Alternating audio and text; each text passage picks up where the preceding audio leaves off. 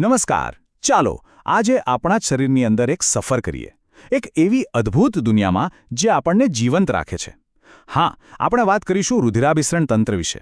આ એક એવી સિસ્ટમ છે જે એક સેકન્ડ માટે પણ આરામ નથી કરતી. તો આ રોમાંચક પ્રવાસ માટે તૈયાર થઈ જાઓ. ક્યારે એવો વિચાર આવ્યો છે કે આપણે જે શ્વાસ લઈએ છીએ, જે ખોરાક ખાઈએ છીએ, એમાંથી મળતી બધી ઊર્જા આપણા પગના નખથી લઈને માથાના વાળ સુધી એટલે કે દરેક કોષ સુધી પહોંચે છે કેવી રીતે? ના, આ કોઈ જાદુ નથી. આ તો એકદમ શક્તિશાળી એન્જિનિયરિંગનો કમાલ છે.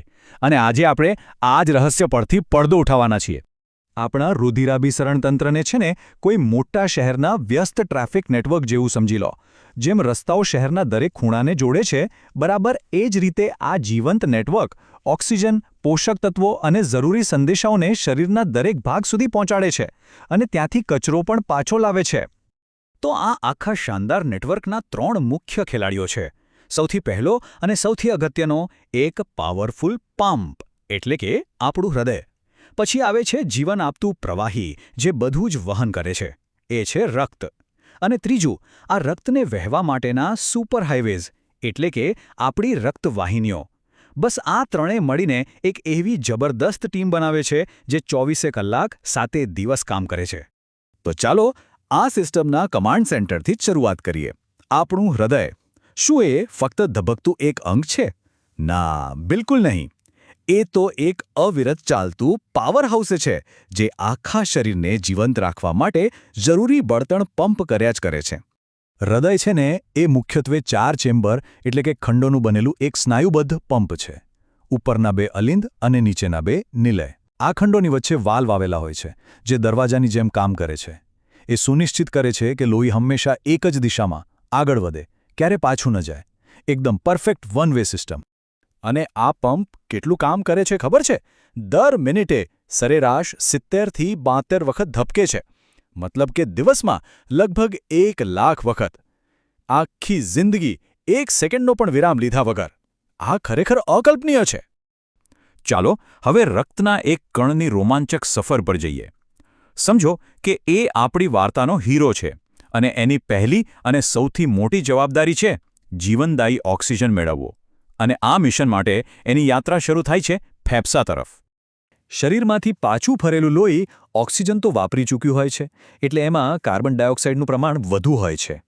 સરળતાથી સમજાય એટલે એને આકૃતિઓમાં વાદળી રંગથી બતાવાય છે. હૃદયનું જમણું નિલય આ થાકેલા લોહીને રિચાર્જ થવા માટે સીધું ફેફસામાં ધકેલે છે. અને ફેફસામાં તો જાણે એક જાદુઈ એક્સચેન્જ ઓફર ચાલતી હોય. લોહી પોતાનો કાર્બન ડાયોક્સાઇડનો બધો બોજ ત્યાં ખાલી કરી દે છે, જે આપણે શ્વાસ બહાર કાઢીએ ત્યારે નીકળી જાય છે. અને બદલામાં શ્વાસમાંથી આવેલો તાજો ઓક્સિજન ભરી લે છે. બસ આ એક જ ક્ષણમાં પેલું વાદળી લોહી લાલ અને ઊર્જાથી ભરપૂર થઈ જાય છે.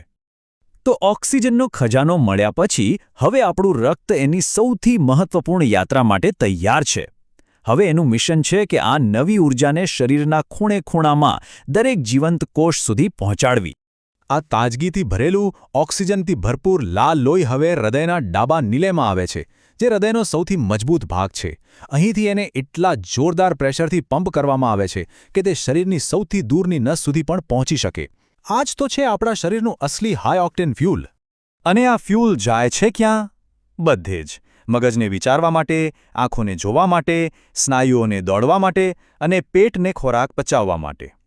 કલ્પના કરી શકાય કે એક પણ કોષ આ જીવનરેખા વગર કામ કરી શકે? શક્ય જ નથી. પણ આટલી લાંબી સફર રક્ત કરે છે કેવી રીતે? એનો જવાબ છે રક્તવાહિનીઓનું એક અકલ્પનીય નેટવર્ક. આ કોઈ સાધારણ રસ્તાઓ નથી. આ તો આપણા શરીરના જીવંત હાઈવે, શેરીઓ અને ગલીઓ છે. અહીં જુઓ, રક્તવાહિનીઓના પણ 3 મુખ્ય પ્રકાર છે. પહેલી છે ધમનીઓ. એને મોટા મજબૂત હાઈવે સમજી લો, જે ઓક્સિજનવાળું શુદ્ધ લોહી હૃદયથી દૂર લઈ જાય છે. પછી આવે છે શિરાઓ. એ લોહીને પાછું હૃદય તરફ લઈ આવે છે. અને છેલ્લે સૌથી નાની પણ કદાચ સૌથી મહત્વની એ છે કેશિકાઓ. આ તો સાવ બારીક ગલીઓ જેવી છે જ્યાં ઓક્સિજન અને પોષક તત્વોની અસલી આપલે છેક કોષો સુધી થાય છે. અને સૌથી અદ્ભુત વાત એ છે કે આ આખું ચક્ર ફેફસામાં જવું, આખા શરીરમાં ફરવું અને પાછું હૃદયમાં આવવું એ એક સતત અને ક્યારે ન અટકતી પ્રક્રિયા છે.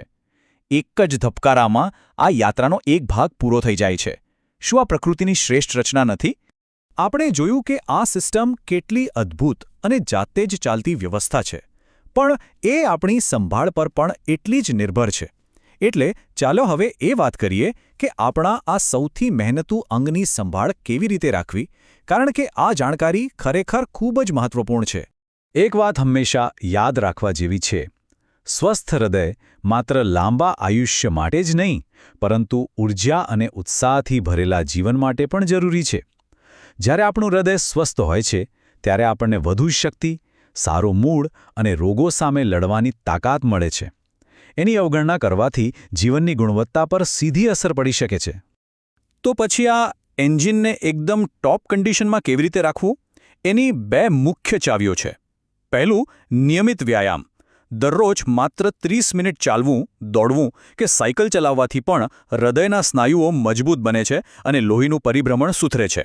બીજું, સંતુલિત આહાર. ફળો, શાકભાજી અને આખા અનાજ ખાવાથી રક્તવાહિનીઓ સાફ રહે છે, જ્યારે વધુ પડતું તળેલું, ગળ્યું અને પ્રોસેસ્ડ ફૂડ તેમને બ્લોક કરી શકે છે. આ નાની નાની આદતો ખરેખર મોટો ફરક પાડી શકે છે. તો આ બધી વાત પછી સવાલ એ છે કે આજે એવું કયું એક નાનું પગલું લઈ શકાય જે આપણા જીવનના આ અમૂલ્ય એન્જિનને વધુ સ્વસ્થ બનાવે? હા, કદાચ લિફ્ટની જગ્યાએ સીડી ચડવી, અથવા તો બસ જમવામાં થોડું સલાડ ઉમેરી દેવું. યાદ રાખજો, દરેક નાનો પ્રયાસ પણ ગણાય છે. બસ આ જ વિચાર સાથે આજની આપણી આ સફર અહીં પૂરી કરીએ.